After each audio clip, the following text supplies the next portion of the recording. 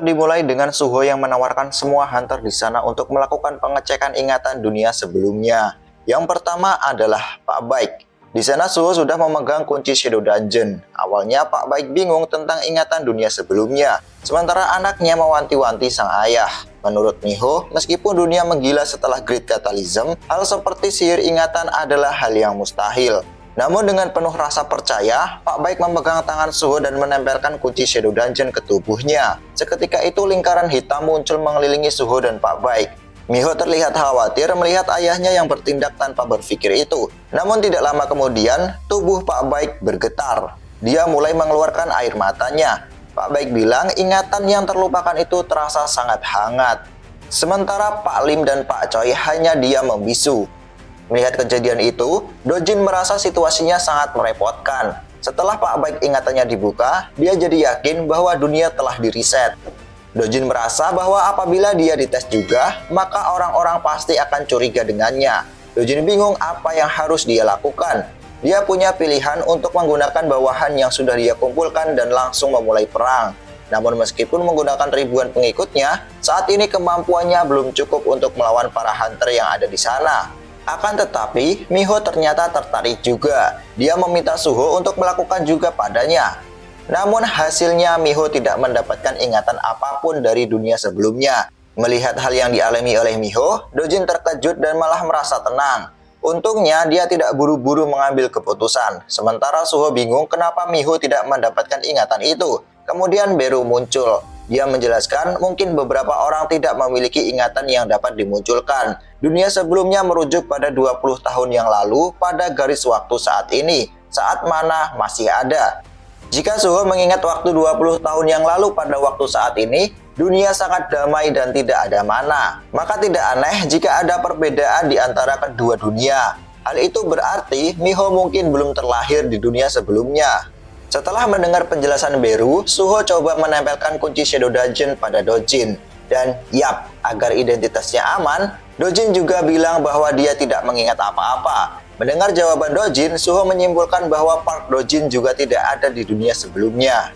Kemudian Suho melihat ke arah Wo Jinchul. Di sana Wo Jinchul mengatakan bahwa hal itu adalah kedamaian yang Hunter Sung Jinwoo pilih. Jika dia tidak meriset dunia ini, maka banyak orang yang seharusnya terlahir jadi tidak bisa terlahir di dunia ini. Namun sekarang mereka ada dan bisa tertawa bersama. Sambil melihat orang-orang yang ada di hadapannya, Suho jadi semakin kagum dengan ayahnya. Suho bertekad untuk menjaga tekad ayahnya. Untuk melakukan itu, Suho mulai berbicara pada semua hunter yang ada di sana. Suho memberi peringatan, jika Itarim berhasil menginvasi mereka, bumi akan menghadapi kehancuran. Sembari meletakkan tangannya di dadanya, Suho memohon pada para hunter agar mau meminjamkan kekuatan mereka untuk melindungi bumi dari invasi Itarim. Kemudian scene berpindah. Keesokan harinya, berita nasional sudah tayang. Berita televisi itu berisi informasi tentang sosok hunter bernama Song Suho yang mengalami reawakening dan menyelamatkan para warga dari amukan tahanan yang kabur. Namun ada sosok yang tidak suka setelah melihat berita itu. Yap, jika kita lihat dari karakternya, dia adalah Hwang Dong-so. Di sisi lain, Suho yang sedang melakukan kumpulan dengan Ketua Umum Asosiasi Hunter dan Ketua 3 guild besar di Korea bertanya kenapa dia dianggap sebagai reawakening. Padahal dia sudah bertekad untuk tidak sembunyi lagi. Pak Jinchul bilang dia menyerahkan semua pada media. Reawakening itu langka dan bukan tidak pernah terjadi. Orang-orang akan lebih mudah menerimanya. Sementara Pak Choi menghela nafas. Lalu dia berkata, jangan-jangan Suho berencana untuk mengumumkan pada dunia bahwa dia adalah hunter yang bisa berkembang. Jika rencana Suho memang begitu, maka dia hanya akan menebar kebingungan bagi masyarakat. Orang-orang akan menilai Suho berdasarkan standar mereka masing-masing. Dan kemunculan seorang irregular hanya akan menimbulkan kebencian. Mendengar omongan Pak Choi, Suho jadi teringat ketika dia mengatakan tujuannya pada mereka. Saat itu Suho bilang tujuannya ada 3. Yang pertama adalah perkembangan dirinya. Suho ingin bertambah kuat agar bisa bertarung di sisi ayahnya. Yang kedua, mengumpulkan hunter yang bisa melawan Itarim. Dan yang ketiga adalah menghabisi apostol Itarim yang ada di bumi. Setelah semua tujuannya di bumi selesai, Suho berniat untuk pergi membantu ayahnya yang bertarung sendirian. Kemudian Pak Choi mengatakan jika hasrat Suho adalah mengumpulkan kekuatan di bumi dan melawan Itarim, maka hasrat saja tidak akan cukup. Suho harus memperlihatkan gambarnya dan berpikir bagaimana cara menggerakkan hati orang-orang ke arah yang Suho inginkan. Mendengar omongan Pak Choi itu, Suho hanya bisa diam. Dalam hatinya Suho berkata, omongan Pak Choi semuanya benar.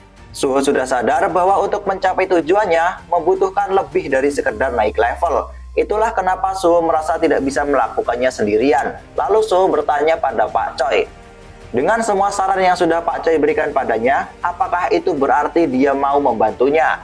Mendengar pertanyaan Suho, Pak Baik langsung menggebrak meja dan bilang bahwa dia akan menjadi orang pertama yang akan membantu Suho.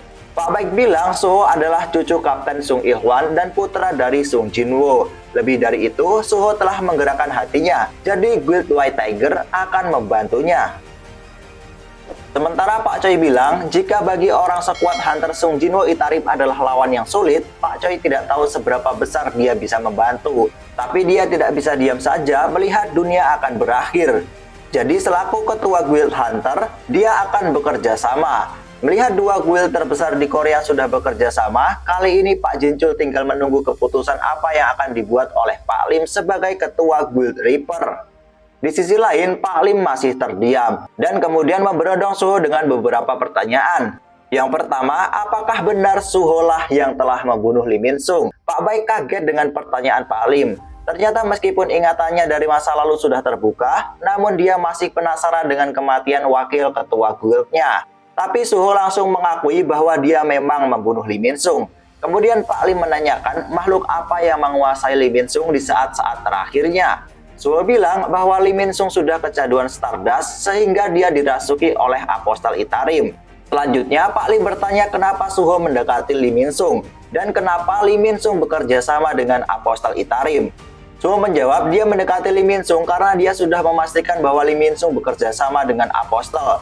Dan dia ingin mencari informasi terkait Apostel darinya. Dan untuk alasan kenapa Lee Min-sung bekerja sama dengan Apostel, Suho tidak mengetahuinya. Setelah mendengar jawaban Suho, dalam hati Pak Lim sebenarnya sudah tahu kalau Suho tak bersalah, tapi dia sendiri bingung kenapa dia menanyakan hal itu kepada Suho. Kemudian Suho bertanya apakah Hunter Lim Taegyu penasaran dengan saat-saat terakhirnya Lee Min-sung. Pertanyaan itu membuat Pak Lim kaget. Lalu Suho bilang di akhir hayatnya Lee Min-sung tersenyum. Omongan Suho itu tambah membuat Pak Lim kaget. Suho kemudian melanjutkan dia tidak tahu alasan Lee Min-sung tersenyum. Entah itu karena dia merasa bangga atau kehampaan karena telah melepaskan semuanya. Senyum itu terasa pahit bagi Suho. Namun satu hal yang pasti, Lee Min-sung tidak kehilangan dirinya sendiri. Meskipun Suho benci mengakuinya, namun dia meninggalkan kesan bagi Suho, bahkan sampai di saat terakhirnya. Setelah mendengar penjelasan Suho, Pak Lim menghela nafas. Kemudian dia memutuskan bahwa Guild Reaper akan ikut bekerja sama. Mendengar jawaban Pak Lim, Pak Jin-chul merasa lega. Keputusan itu menjadikan semua guild terbesar di Korea sudah bersatu. Kesungguhan Suho sudah menggerakkan hati semua orang. Bagi Pak Jin-chul meskipun Suho bukanlah Hunter Sung Jin-woo, tapi dia memiliki sesuatu yang mengingatkannya pada Sung Jin-woo. Dengan saat ini Suho di tempat Hunter Sung Jin-woo, Pak Jin-chul jadi penasaran badai apa yang akan dia bawa. Lalu Suho pun melanjutkan, dia akan menjelaskan rencana mereka untuk kedepannya.